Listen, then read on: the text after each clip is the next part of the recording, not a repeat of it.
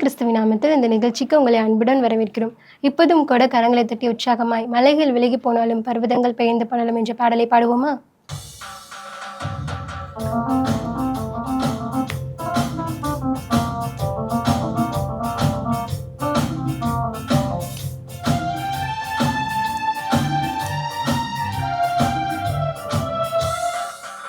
மலைகள் விலகி போனாலும் பர்வதங்கள் பெயர்ந்து போனாலும், மலைகள் விலகி போனாலும் பர்வதங்கள் பெயர்ந்து போனாலும், அவர் கிருபை அவர் இரக்கம் மாறாதே எந்தன் வாழ்விலே.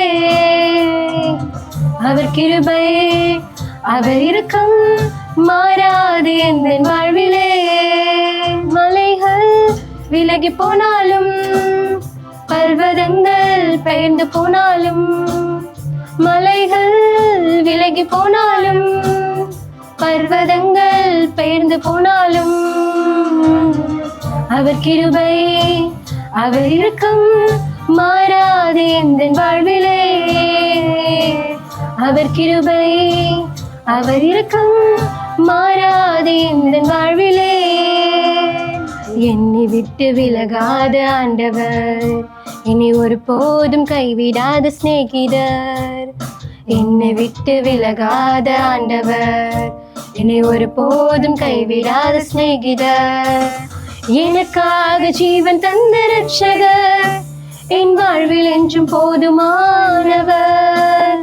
எனக்காக ஜீவன் தந்த ரட்சகர், என் வாழ்வில் என்றும் போதுமானவர். மலைகள் விலகி போனாலும் பர்வதங்கள் பெயர்ந்து போனாலும், மலைகள் விலகி போனாலும் பர்வதங்கள் பெயர்ந்து போனாலும்,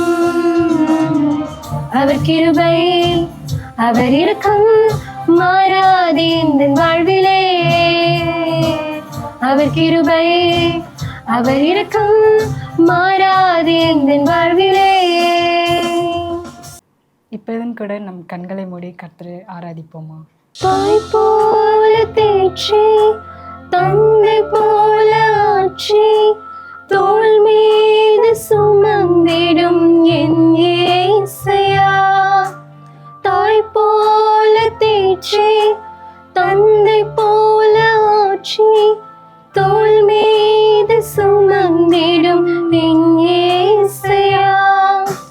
உம்மை போல புரிந்து கொள்ள யாரும் இல்லையே, உம்மை போல அரவணைக்க யாரும் இல்லையே, உம்மை போல புரிந்து கொள்ள யாரும் இல்லையே, உம்மை போல அரவணைக்க யாரும் இல்லையே.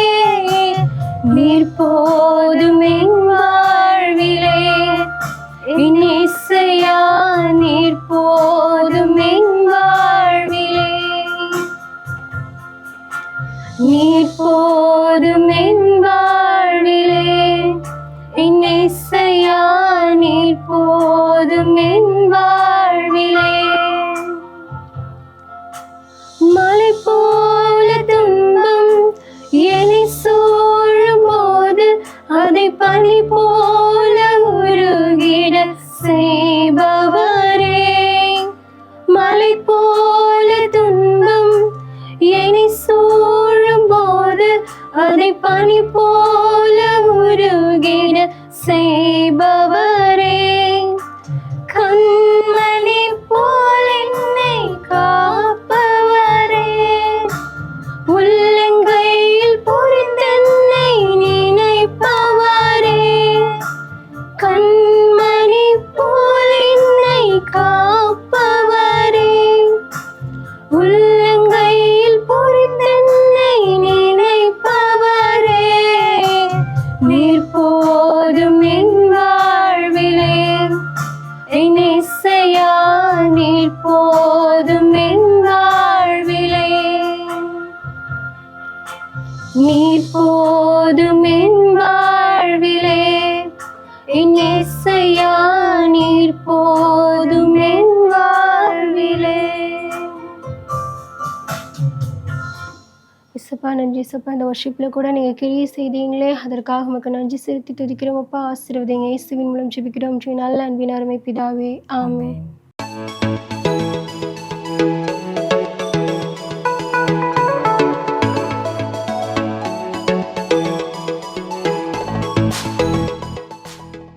அன்பான மாணவர்களே, உங்களை இந்த டிப்ஸ் டைமுக்கு உங்களை அன்போடு வரவேற்கிறோம். நிறைய நேரத்தில் படிக்கிற காலத்தில் ஒரு எண்ணம் இருக்கும், நான் ப்ரேயர் பண்ணணும்னு நினைக்கிறேன், நிறைய பைபிள்லாம் வாசிக்கணும்னு நினைக்கிறேன், ஆனால் என்னால் ரொம்ப கான்சென்ட்ரேட் பண்ணி அதெல்லாம் செய்யவே முடியலையே அப்படின்னு சொல்லி நீங்கள் யோசிக்கிறது உண்டு. என்னால் ஃபியூ மினிட்ஸ் கூட என்னால் பண்ண முடியல அப்படின்னு சொல்லி நீங்கள் யோசிக்கிறீங்க.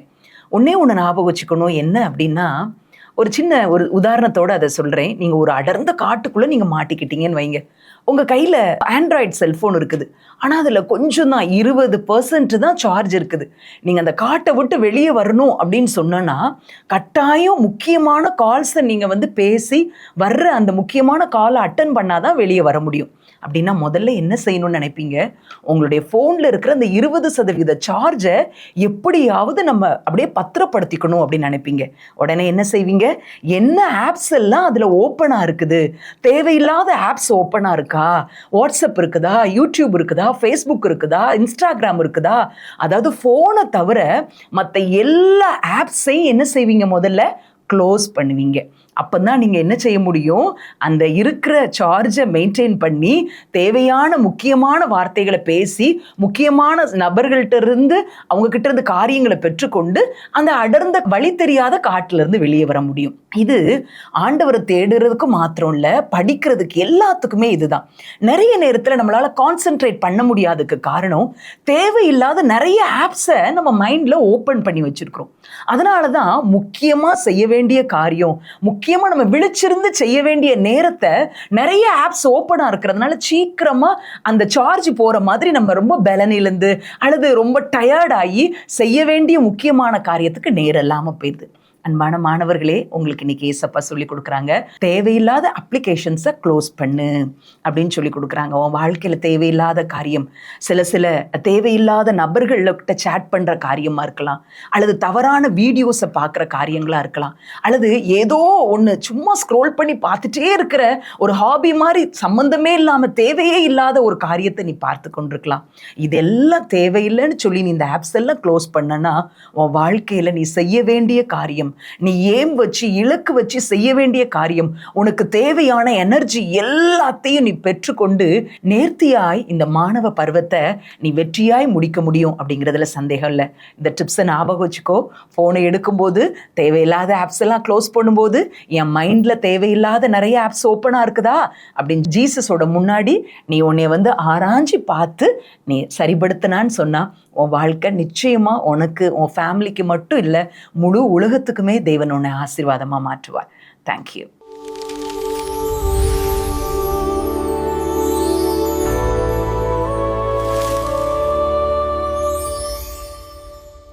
ஆண்டவராக இயேசு கிறிஸ்துவின் நாமத்தினாலே கிராம மிஷனரி இயக்கத்தின் சார்பாக அன்பின் வாழ்த்துக்களை தெரிவித்துக் கொள்கிறோம். இந்த ஸ்டூடெண்ட் டைம் அப்படிங்கிற இந்த நிகழ்ச்சிக்கு அன்போடு கூட உங்களை வரவேற்கிறோம். நீங்கள் யாராக இருந்தாலும் சரிங்க, நீங்கள் படிச்சிட்ருக்கீங்களா, நீங்கள் ஸ்கூலில் படிச்சிட்ருக்கீங்களா, நீங்கள் காலேஜில் படிச்சிட்ருக்கீங்களா, நீங்கள் எங்கே படிச்சுட்டு இருந்தாலும் சரி, ஆண்டவர் இந்த ஸ்டூடெண்ட் டைம் அப்படிங்கிற ஒரு நிகழ்ச்சி மூலமாக உங்களை சந்திக்கிறதுல ஆண்டவர் ரொம்ப சந்தோஷப்படுவார். நீங்கள் படிச்சிட்ருக்கலாம், ஒருவேளை நீங்கள் ஒரு டியூஷன் போகிறவங்களா இருக்கலாம், ஒருவேளை நீங்கள் காலேஜில் நான் முடிச்சிட்டேன், பிஜி முடிச்சிட்டேன், யூஜி முடிச்சிட்டேன் அப்படி சொல்லி நீங்கள் படித்து கொண்டிருக்கிறவர்களாக இருக்கலாம், இல்லை வேலை தேடிட்டு இருக்கிறவங்களா இருக்கலாம். இந்த ஸ்டூடெண்ட் டைம் அப்படிங்கிற இந்த கண்மணியை கேளுங்கிற சேனலில் வர்ற இந்த ப்ரோக்ராமை தொடர்ந்து நீங்கள் பாருங்கள். ஆண்டோடைய வார்த்தையை நீங்கள் கேளுங்க. ஆண்டவர் உங்களோடு பேசி உங்களை வழி நடத்துவார். ஒவ்வொரு நாளும் ஆண்டவர் ஆவிக்குரிய சத்தியங்களை இந்த சேனல் மூலமாக சொல்லிக்கிட்டு இருக்காரு. நீங்கள் நிறைய விஷயங்களை ஆண்டோடைய சமூகத்திலிருந்து நீங்கள் கற்றுக்கொள்ள இயேசு கிறிஸ்துவின் நாமத்தினாலே உங்களை அன்போடு கூட நான் வேண்டிக் கொள்கிறேன்.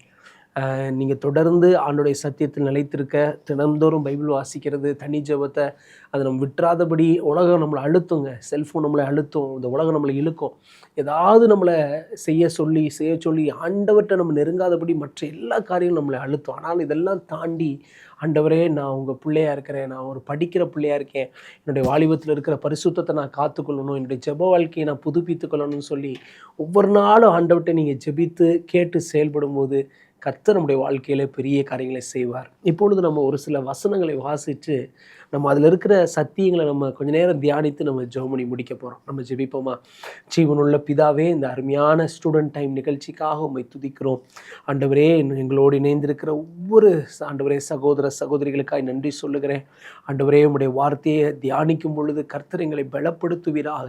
ஆண்டவரே, உயிர்ப்பிக்கிற உம்முடைய வார்த்தையின் மூலமாக எங்களோடு பேச நாங்கள் ஜெபிக்கிறோம். இயேசு கிறிஸ்துவின் நாமத்தில் ஜெபிக்கிறோம் நல்ல பிதாவே, ஆமென். இன்னைக்கு ஆண்டோடைய பிள்ளையை குறித்து நம்ம தியானித்து நம்ம ஜெபம் பண்ணி முடிக்க போகிறோம். அரசியலில் இருந்த ஒரு தேவ மனிதன், சொன்னோன்னே தெரிஞ்சிருக்கோம் உங்களுக்கு யாருன்னு சொல்லி, தானியல் என்கிற ஒரு தேவ மனுஷன்.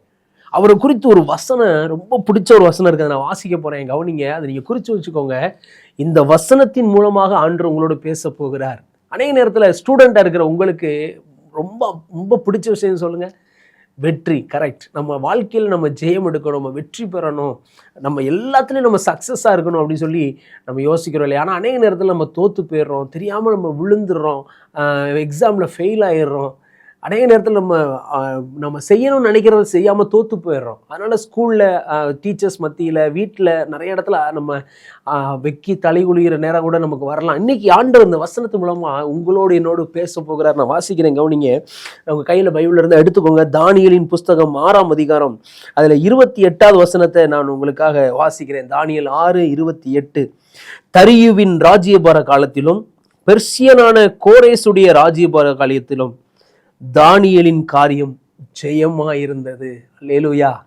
இன்னைக்கு ஆண்டவர் இந்த வசனத்தின் மூலமாய் உங்களோட என்னோடு பேச போகிறார். யோசிச்சு பாருங்க, இந்த 6:28ங்கிற அந்த வசனத்துல எப்படி தானியேலுடைய லைஃப் ஹிஸ்டரி அங்கே எழுதப்பட்டிருக்கிறது.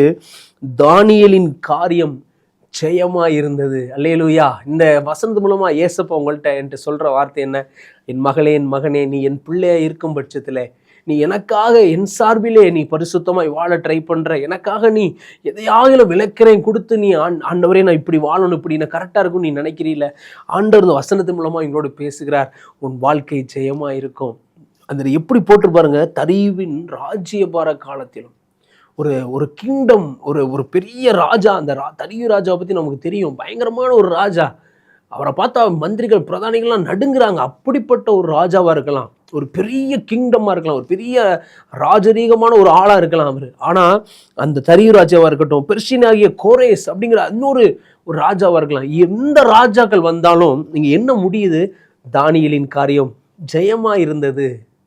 அல்லேலூயா. ஆண்டவர் இன்னைக்கு உங்களோட என்னோட பேசுகிறார். ஏன் தானியேலின் காரியம் ஜெயமாக இருந்தது? அவர்கிட்ட இருக்கிற ஒரு சில நல்ல குணங்களை நம்ம தியானித்து நம்ம ஜெபம் பண்ணி முடிக்கலாம்.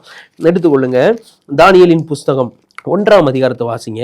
அதுல 5 வசனத்தை கவனிங்களேன். ராஜா தான் உண்ணும் போஜனத்திலேயும் தான் குடிக்கும் திராட்சரசத்திலேயும் தினம் ஒரு பங்கை அவர்களுக்கு நியமித்து அவர்களை 3 வருஷம் வளர்க்கவும் அதன் முடிவிலே அவர்கள் ராஜாவுக்கு முன்பாக நிற்கும்படி செய்யவும் கட்டளையிட்டான். ராஜா, உங்களுக்கு தெரியும், அந்த அடிமையாக்கி கொண்டு வரப்பட்ட தானியேல், அசரியா அப்படின்னு சொல்லி அந்த டீம் பாருங்களேன், கவனிங்க. தானியேல், அனனியா, மிஷாவேல், அசரியா அப்படிங்கிற ஒரு டீம் இங்க 6ஆம் வசனத்துல இருக்கு. இவங்களை சிறை பிடிச்சிட்டு வந்துடுறாங்க. சிறை பிடிச்சிட்டு வந்துட்டு ராஜா சமூகத்தை நிற்கிறதுக்காக அவங்களுக்கு நிறைய திங்ஸ் கொடுக்க சொல்றாரு பாருங்களேன். நான் உண்ணும் போஜனத்திலேயும் தான் குடிக்கும் திராட்சரசத்திலேயும் தினம் ஒரு பங்கை அவர்களுக்கு நியமித்து அவர்களை 3 வருஷம் வளர்க்கணும், அதன் முடிவில் அவர் ராஜா முன்பா நிற்கும்படி செய்யும் கட்டளையிட்டான்.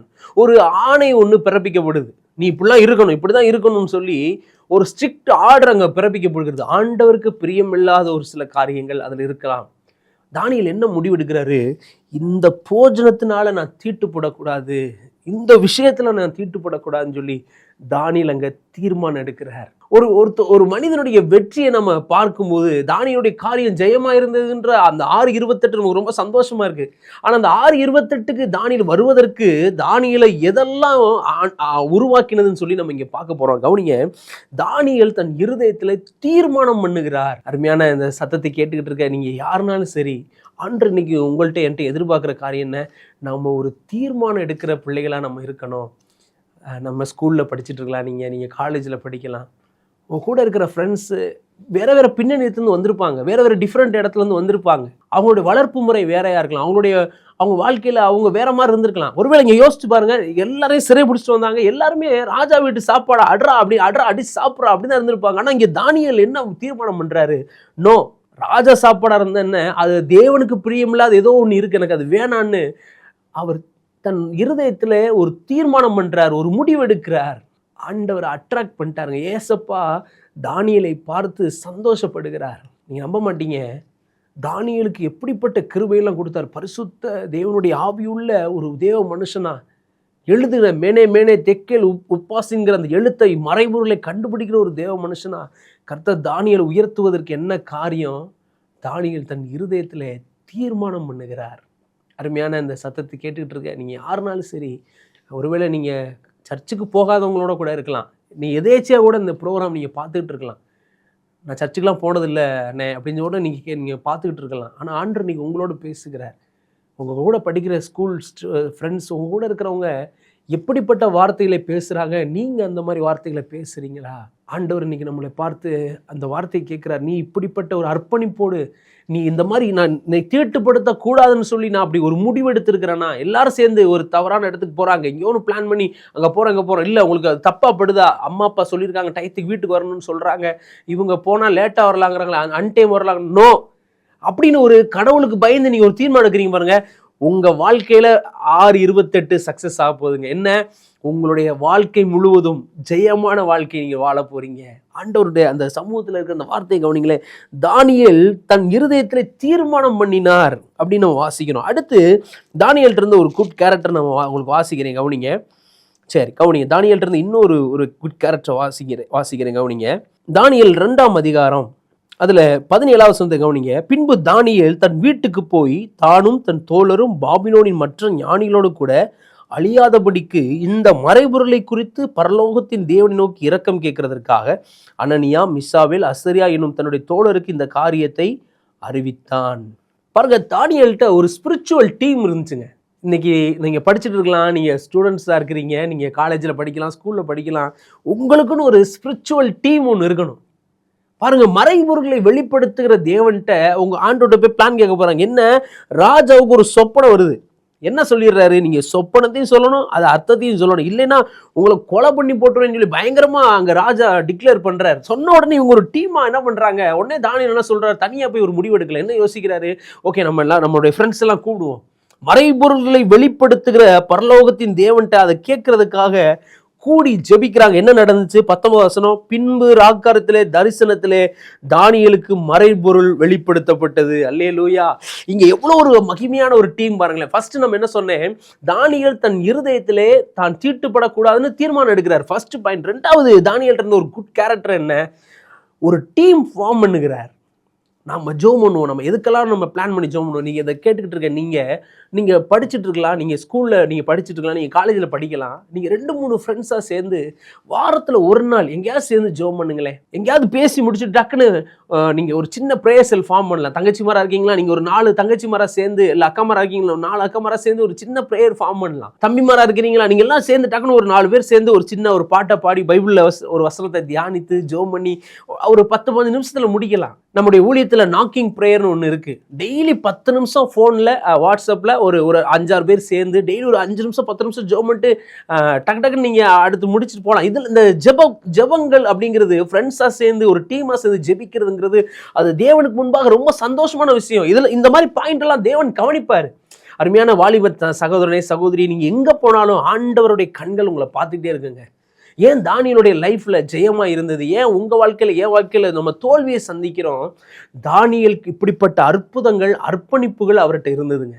தானியேல்ட்ட இருந்த அர்ப்பணிப்பு தான் குறித்து நம்ம பார்த்துக்கிட்டு இருக்கோம்.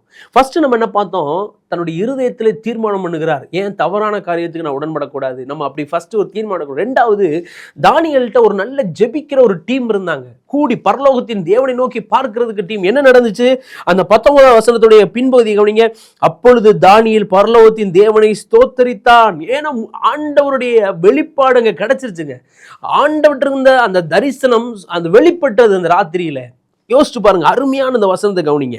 சரி, இப்போ இந்த 2வது விஷயத்தை நம்ம கவனிச்சிட்டோம். 3வது, தானியேல். நம்மலாம் ஒருவேளை நீங்கள் சண்டே ஸ்கூல் போயிருந்தீங்கன்னா அவங்க நல்லா தெரிஞ்சிருக்கும். நம்ம சண்டே ஸ்கூலில் சொல்லும்போது ஆச்சரியமாக பார்ப்போம், எக்ஸைட்டடாக பார்ப்போம். என்னது? தானியேலை சிங்க கெபிக்குள்ளே தூக்கி போட்டாங்க. என்ன அது வாசிப்போமா? அந்த தானியேலுடைய 6வது அதிகாரத்தை நம்ம எடுத்துக்கொள்வோம். தானியேலுடைய 6ஆம் அதிகாரத்தில் தானியேல் இருந்த 3வது அந்த ஒரு அருமையான கேரக்டர். ஏன் தானியேலுடைய காரியம் ஜெயமாக இருந்தது? 3வது கேரக்டர் வாசிப்போம். தானியேல் 6 10வது வசனம், தானியேலோ வென்றால் அந்த பத்திரத்து கையெழுத்து வைக்கப்பட்டதுன்றது அறிந்த போதிலும் தன் வீட்டுக்குள்ளே போய் தன் மேல் அறையிலே எருசலேமுக்கு நேராக பலகணிகள் திறந்திருக்க அங்கே தான் முன் செய்து வந்தபடியே தினம் 3 வேளையும் தன் தேவனுக்கு முன்பாக முழங்கால் படியிட்டு ஜெபம் பண்ணி ஸ்தோத்திரம் செலுத்தினான். அல்லேலூயா. தினந்தோறும் 3 வேளை ஜெபித்து ஸ்தோத்திரம் பண்ணுகிற ஒரு பரிசுத்தவனாகிய தானியேல். இன்னைக்கு 3 விஷயத்தை ஆண்டவர் நம்மள்கிட்ட கற்றுக் கொடுத்துருக்கிறார். ஒன்று என்ன? தான் தீட்டுப்படுத்தப்படக்கூடாது எந்த காரியத்திலும். அருமையான வாலிப தங்கச்சி, அருமையான வாலிப தம்பி, எந்த காரியத்திலும் நம்ம தீட்டுப்படக்கூடாது. நம்ம பரிசுத்த காரியத்தில் நம்மளை அம்மா அப்பா பார்க்குறாங்க, இல்லை அது அது அது அது உண்மையான ஒரு பயமாக இருக்காது. நம்ம டீச்சர் பார்க்குறாங்க, நம்முடைய ஹெச்ஓடி பார்க்குறாங்க, அது உண்மையான பயமாக இருக்காது. தெய்வனே பார்க்குறாரு, கர்த்தரனை பார்த்துக்கிட்டே இருக்காரு. நான் செல்ஃபோனில் ஏதாவது ஒன்று பார்த்துட்டா அவருக்கு அது பிடிக்காது. ஒரு தீர்மானம் எடுக்கணும். நம்ம ஏசப்பா நான் அதை பார்க்க மாட்டேன், எனக்கு உதவி செய்யுங்க ஏசப்பா அப்படி சொல்லி நம்ம ஒரு தீர்மானம் எடுக்கணும். 2வது, நமக்கு ஒரு ஸ்பிரிச்சுவல் டீம் நமக்கு வேணும். நம்ம விழுந்துருவோம் திடீர்னு. ஒரு சேர் இருக்கு, அந்த சேர்ல 2 காலை உடைச்சிருங்க, அப்படியே பின்னாடி விழுந்துருவீங்க. ஒரு சேர்ல ஒரு சேர் மட்டும் உடைங்க, அது சரியான பேலன்ஸ் இருக்காது. 4 காலை உடைச்சாலும் நமக்கு உட்கார முடியாது. அந்த சேருக்கு 4 கால்கள் இருக்கிற மாதிரி நமக்கு எப்போவுமே ஸ்பிரிச்சுவல் டீம் நமக்கு வேணும். அப்போ தான் நம்ம கரெக்டாக ஒரு ஸ்டெபிளான வாழ்க்கை, ஒரு கிறிஸ்தவ வாழ்க்கையை நம்ம வாழ முடியும். இன்னிலிருந்து ஒரு தீர்மானம் எடுங்க, ஆண்டவரே நான் ஒரு ஜெபிக்கிற குழுவை நான் ஆரம்பிக்க போகிறேன். 3வது என்ன? நம்ம நிறைய தானியல்கிட்ட இதில் கற்றுக்கலாம். இன்னைக்கு ஜெபம் பண்ண ஆண்டவர் கற்றுக் கொடுத்த வார்த்தை என்ன? தானியேல் முழங்கால் படியிட்டு ஜெபம் பண்ணி ஸ்தோத்திரம் செலுத்தினான். என்னைக்கெல்லாம் நீங்கள் லைஃப்பில் தோல்வியை சந்திக்கிறீங்களோ அன்றைக்கெல்லாம் முழங்கால் போட்டு 2 கரங்களை அவருக்கு நேராக உயர்த்தி பாருங்களேன். தனியாக இருக்கும்போது ஆண்டவர் உங்கள்கிட்ட பேசுவார். எந்த ராஜாவாக இருக்கலாம், எந்த அரசாங்கமும் இருக்கலாம், ஆனால் உங்களுடைய வாழ்க்கை ஜெயமாக இருக்கும். உங்கள் இருதயத்தில் தீர்மானம் பண்ணுவீங்களா? 3வது காரியம், முழங்கால் படியிட்டு ஜெபம் பண்ணி ஸ்தோத்திரம் செலுத்தினான். என்ன நடந்துச்சு? ரிசல்ட் என்ன? சிங்கங்களின் வாய்களை அடைக்கிற கர்த்தர். உங்களுக்கு எதிராக வர்ற சிங்கங்களுடைய வாய்களை கட்டுவார். எதிராக மனுஷங்க எலும்புனா அவங்களுடைய வாயை கட்டுவார். ஆண்டவர் அதை செய்வார். அநேகத்தில் நம்ம போய் சண்டை போட்டுக்கிட்டு இருக்கோம், நம்ம ஜெயிக்கணும்னு நினச்சிக்கிட்டு இருக்கோம், அதனால நம்ம தோத்துக்கிட்டே இருக்கோம். ஆண்டவர்கிட்ட ஒப்பு கொடுத்து ஆண்டவருடைய சமூகத்தில் அவன் காத்திருக்கும் போது கர்த்தர் ஜெயமா என்னுடைய வாழ்க்கையை மாற்றுவார். அந்த ஸ்டூடெண்ட் டைம்ல இருக்கிற உங்க ஒவ்வொருட்டையும் இயேசுவா பேசியிருக்கிறாரு. இந்த 3 காரியங்கள் நம்முடைய வாழ்க்கையில நம்மளால முடிந்த அளவு நம்ம அர்ப்பணித்து நம்ம ஜெபிக்கும் போது யோசிச்சு பாருங்க, ஒவ்வொரு நாளும் நமக்கு செய்தி மூலமா ஆண்டவர் பேசிக்கிட்டே இருக்கிறாரு. அந்த ஒவ்வொரு நாளும் செய்தி வேளையில கேட்டு அர்ப்பணித்து நாம் ஜெபிக்கும் போது கர்த்தர் நம்மை கொண்டு பெரிய காரியங்களை செய்வார். வில்லேஜ் மிஷினரி மூமெண்ட்ல ஒரு சம்பவத்தை சொல்லி நான் ஜெபம் பண்ணி முடிக்கிறேன். கிராம மிஷினரி இயக்கம், இந்த ஊழியம் சிறுவர் மத்தியில் ஆரம்பிக்கப்பட்ட ஊழியம். அது சின்ன பிள்ளைங்களை நாளை தலைவர்களாக உருவாக்கணும். இது அந்த ஊழியத்துடைய தரிசனமே. தாயில்பட்டிங்கிற கிராமத்தில் ராஜீவ்ங்கிற ஒரு அண்ணன், அவர் சின்ன பிள்ளையா இருக்கும்போது நம்முடைய ஊழியத்தில் இருக்கிற முன்னணியில் உள்ள அண்ணன்மார்கள், சேக்கப்பண்ணே, ஆனந்தண்ணே, ஜீவாக்கா, சாராக்கா அப்படின்ற அண்ணன்மார்கள்லாம் அக்காமார்கள்லாம் போய் சண்டே கிளாஸ் எடுப்பாங்க. அந்த அண்ணன் ரொம்ப சேட்டை பண்ணுவாராம், பயங்கரமாக சேட்டை பண்ணுவாராம். என்ன சொன்னாலும் வம்பெடுத்துக்கிட்டு சண்டை போட்டு குட்டி பிள்ளையா இருக்கும்போது. ஆனால் இன்னைக்கு என்ன ரிசல்ட் தெரியுமா? அந்த அண்ணன் சொன்னார், நான் படிப்பில் சரியில்லாமல் இருந்தேன், நான் படிப்பில் ரொம்ப லாஸ்ட் ஸ்டூடெண்ட்டாக தான் இருந்தேன், ஆனால் ஆண்டவருக்கு நான் பயப்பட என் இருதயத்தில் தீர்மானம் பண்ண இன்னைக்கு நான் உயர்த்தப்பட்டிருக்கேன்னு சொல்லி இன்னைக்கு ஒரு பெரிய கம்பெனியில் மேனேஜராக கர்த்தர் வைத்திருக்கிறார். அல்லேலூயா. ஆண்டவர் எப்படி உயர்த்திருக்கிறார் பாருங்க. அருமையான இந்த சத்தத்தை கேட்டுக்கொண்டிருக்கிற அருமையான என் சகோதரனை சகோதரியை ஆண்டவர் இந்த ஸ்டூடெண்ட் டைமில் உன்னோடு பேசியிருக்கிறார். உன்னுடைய இருதயத்தில் தீர்மானம் பண்ணணும். நமக்கு ஒரு ஜெபிக்கிற டீம் இருக்கணும். 3வது, நாம் முழங்கால் பொடியிட்டு ஆண்டுடைய சமூகத்தில் ஜெபிக்கிற பிள்ளைகளாக இருக்கும்போது கர்த்தருடைய வார்த்தை என்ன?